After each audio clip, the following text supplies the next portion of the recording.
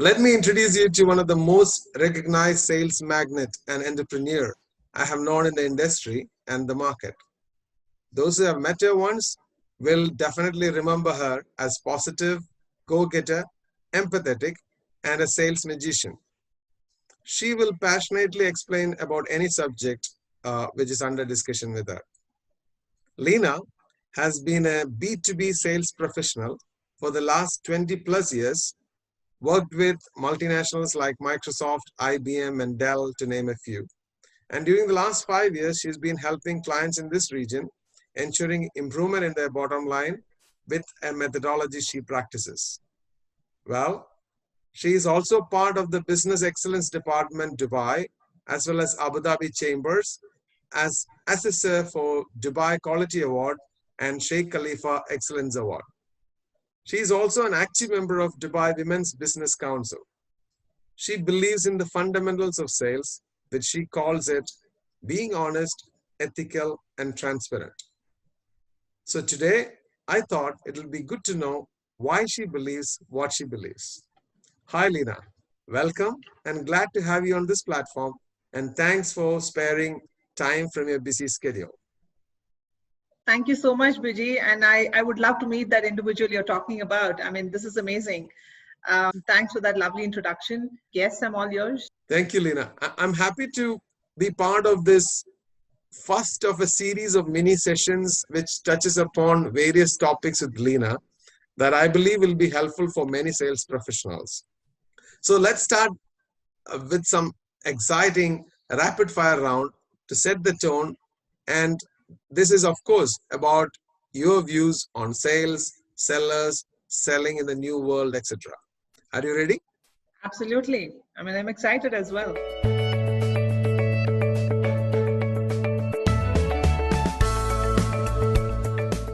One word for sales professionals. Trust. Selling in crisis. Perspective, driving perspective. Negotiating in sales. Empathetic, empathy. How to have effective meetings. Transparency, transparency at the core.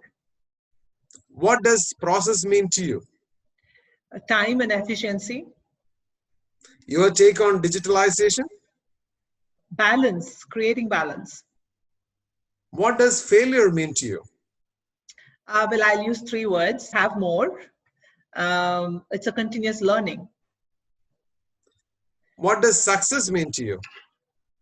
I think investing in yourself and being a lifelong learner is what success means to me. Very good. Thank you, Leenna.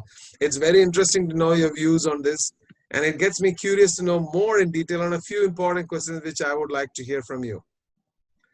Can I ask you a couple of questions? Yeah, very much. I'm excited. I mean, I love this rapid fire because it's, I didn't expect this. Thanks so much, Biji. Go ahead.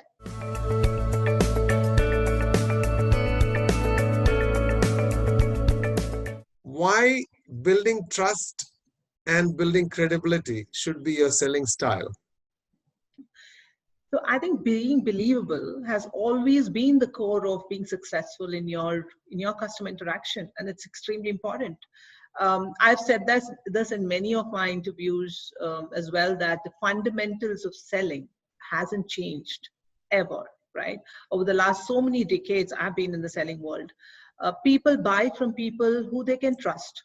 Your clients will be ready to pay you that additional dollars if they can trust on what you are conveying to them. Once that happens, half your battle is already won. Sustainable selling is what we all should adapt to. And how do we do that? And sustainable selling which is rooted in the values of trust, persuasion, and transparency. That leads to a greater revenue growth and a better profit.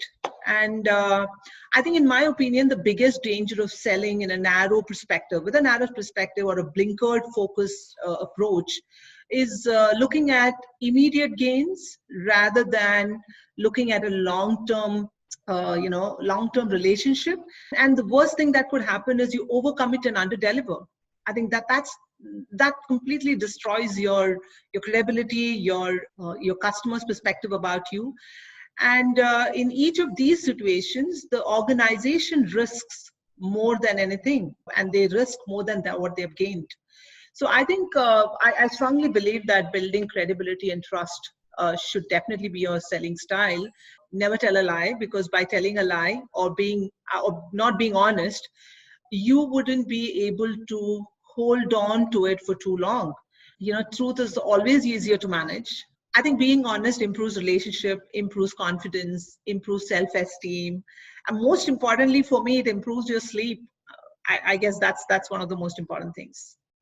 Peace of mind. Yeah, this is what I believed, and that's what I've practiced. I've been in the selling world for the last 20 plus years. I think that's been my core to success, because I feel very strongly, and I've experienced it, that relationships are at the core of sales, of any sales organization.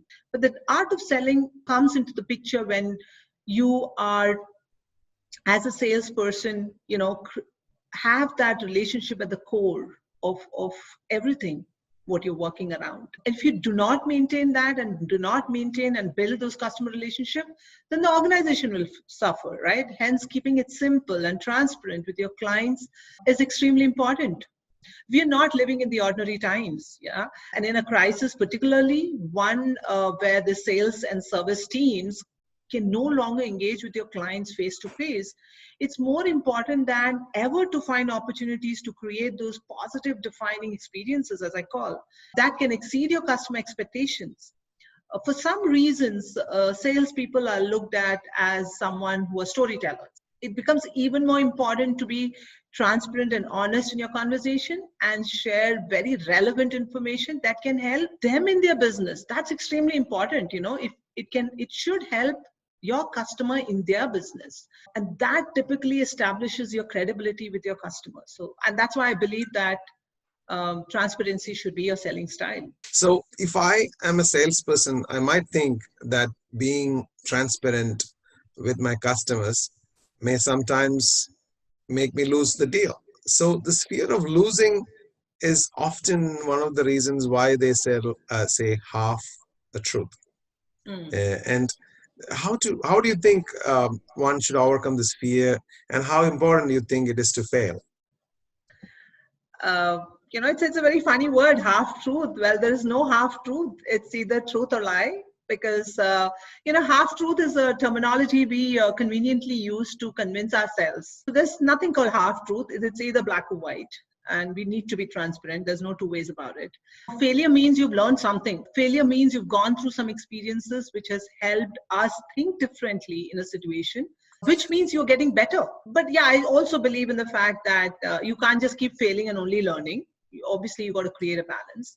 And we all need to remember that failure in sales is inevitable. Some fail in understanding the customers, some in understanding the internal processes, so you overcome it, under-deliver. The organization should incorporate coaching and a training culture, for their new recruits. Very importantly, their training should be more on, or their coaching should be more on client environment. How can they think like a customer? How they can understand the customer's perspective, the methodology, the science of selling. So now since you have touched upon the importance of sales training during the induction process and further in the responsibility of the organization to develop the right culture, how important do you think is to have a peer-to-peer coaching in the organization? I think coaching is a leadership skill, right? Sales coaching specifically is a leadership skill. I would say a sales management or a leadership side's initiative to be driven to have the peer-to-peer coaching, because this creates a lot more confidence for the salespeople. This creates more understanding about, and they get onboarded much quickly. So I feel this has to be a part of the organization culture, peer-to-peer coaching. Ethical people make some unethical choices. Why do you think that is? And ethics, values, and trust. These three things have to be driven from the top. It has to be a part of the organization culture. Has to be role modeled. When I say role model, it has to be led by example. So I think if these are being looked into, and this is how the organization approaches, then this particular thing about ethical people making sometimes unethical choices can definitely be avoided. Thank you so much. I think it is really valuable, and I think many people will get benefited with this discussion. And I just want to summarize the key takeaways of this conversation. So one is building trust and credibility, reinforcing trust and credibility at every interaction, investing in ourselves and our teams, and building the right culture would make the salespeople, organization, and their customers successful. Yes. Thank you, Leenna. I'm really looking forward to the next session. Thank you so much, Biji. It was wonderful being on this platform, and I mean, great questions. I'm looking forward to furthermore. Thank you. Excellent. Thanks.